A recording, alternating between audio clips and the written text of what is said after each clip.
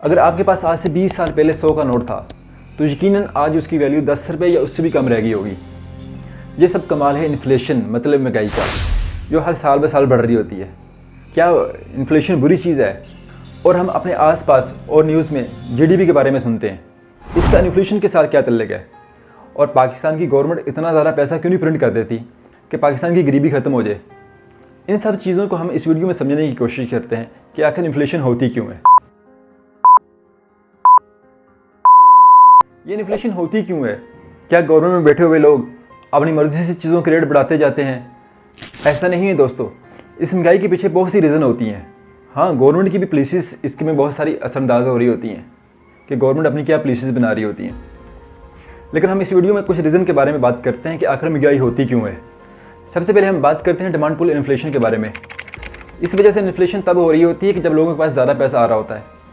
लोगों की क़ुव्वत खरीद ज़्यादा हो और अलग अलग चीज़ों में पैसा लगाने के लिए उनके पास ज़्यादा पैसा हो, जिसके नतीजे में प्रोडक्ट की डिमांड बढ़ जाती है।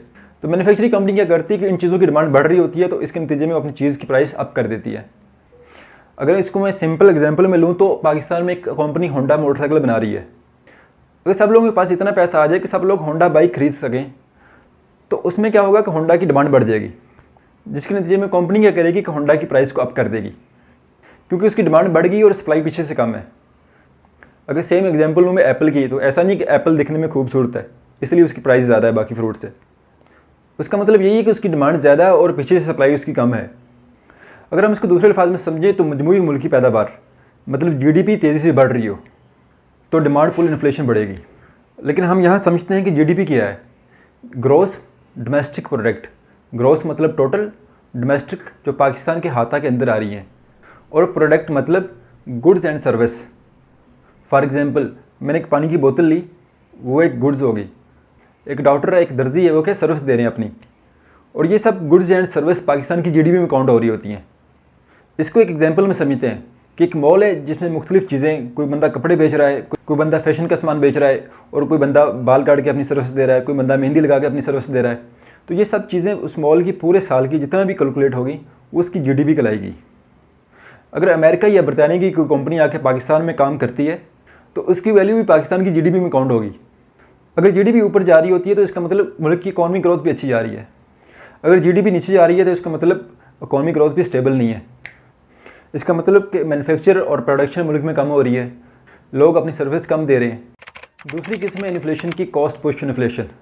इस किस्म की इन्फ्लेशन में गवर्नमेंट रॉ मटेरियल के ऊपर या फिर कंपनीज़ के ऊपर भारी किस्म का टैक्स लगा देती है, जिसके नतीजे में कंपनी अपने आप को मुनाफे में रखने के लिए अपनी चीज़ों और दाम का रेट बढ़ा देती है, जिसके नतीजे में महंगाई बढ़ती है।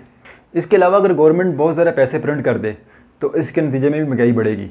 इसको हम एग्जांपल में समझते हैं कि मेरे पास एक मोबाइल है, मैंने इसको फ़रोख्त करना है, और मैं इस मोबाइल का अगर 50,000 मांगता हूँ तो उसको लेने वाला अगर 100 बंदा आ जाए तो मैं क्या करूँगा कि अपने मोबाइल की कीमत बढ़ा दूँगा, और तब तक बढ़ाता रहूँगा कि जब तक इसकी मुझे मैक्सिमम वैल्यू नहीं मिल जाती। क्योंकि गवर्नमेंट के बहुत ज़्यादा पैसा छापने से लोगों के पास बहुत ज़्यादा पैसा होगा तो वो हर चीज़ को अवेल कर सकेंगे, जिसके नतीजे में ओवरऑल महंगाई बढ़ेगी। लोगों के पास ज़्यादा पैसा होने की वजह से मैन्युफैक्चरिंग कंपनी भी वही काम करेगी जो मैंने एक मोबाइल बेचते हुए किया था। वो भी अपने आप को ज़्यादा प्रॉफिट में रखने के लिए चीज़ों के रेट बढ़ा देंगे, जिसके नतीजे में चीज़ों के रेट महंगे हो जाएंगे। एक और रीज़न भी इन्फ्लेशन बढ़ने की हो सकती है कि अगर लोगों की सैलरीज ज़्यादा बढ़ जाएँ तो होगा क्या कि जब सैलरीज बढ़ेंगी तो कंपनी क्या करती हैं कि उनको अपने आप को प्रॉफिट में रखने के लिए अपनी चीज़ों को या प्रोडक्ट के रेट बढ़ा देंगी, और ये भी इन्फ्लेशन बढ़ने की एक वजह होती है। इसके अलावा और भी बहुत सारी चीज़ें होती हैं कि जो इन्फ्लेशन बढ़ने का बायस बन रही होती हैं। क्या होगा दोस्तों अगर इन्फ्लेशन रेट 0% रहे तो? सुनने में तो बहुत अच्छा लगता है कि कोई चीज़ों का रेट महंगा नहीं होगा, पैसे की वैल्यू बरकरार रहेगी, कंज्यूमर और कस्टमर की रेंज में हर चीज़ की रसाई आसानी से होगी। लेकिन अगर हम इसको थोड़ा डीपली सोचें तो कंपनीज एम्प्लॉयज़ की सैलरीज नहीं बढ़ाएंगी, लोग पैसे इन्वेस्ट नहीं करेंगे, क्योंकि उनको पता है कि अगर मैं पैसे आज ना भी इन्वेस्ट करूं तो 5 साल बाद भी इसके वैल्यू वही रहेगी। तो ओवरऑल क्या होगा कि लोग पैसे अपने कम इन्वेस्ट करेंगे, चीज़ों को कम खरीदेंगे। जब चीज़ों को कम खरीदेंगे तो क्या होगा, कंपनीज़ की जो सेल्स वो कम होना शुरू हो जाएगी, जिससे क्या ओवरऑल बिज़नेस लॉस में जाना शुरू हो जाएंगे और जॉब्स में कमी आना शुरू हो जाएगी, जिसमें किसी भी मुल्क को अपने आप को स्टेबल रखना इकॉनमी में मुश्किल हो जाएगा। तो डेवलप कंट्री अमूमन अपने आप को 2 से 3% इन्फ्लेशन रेट में रखते हैं। अगर ये इन्फ्लेशन रेट ऊपर जाता है और नीचे जाता है तो उसको बैलेंस करने की कोशिश करते हैं। लेकिन यहाँ मैं आपको बताता चलूँ कि पाकिस्तान का इन्फ्लेशन रेट 2023 में 30% से भी क्रॉस कर चुका है।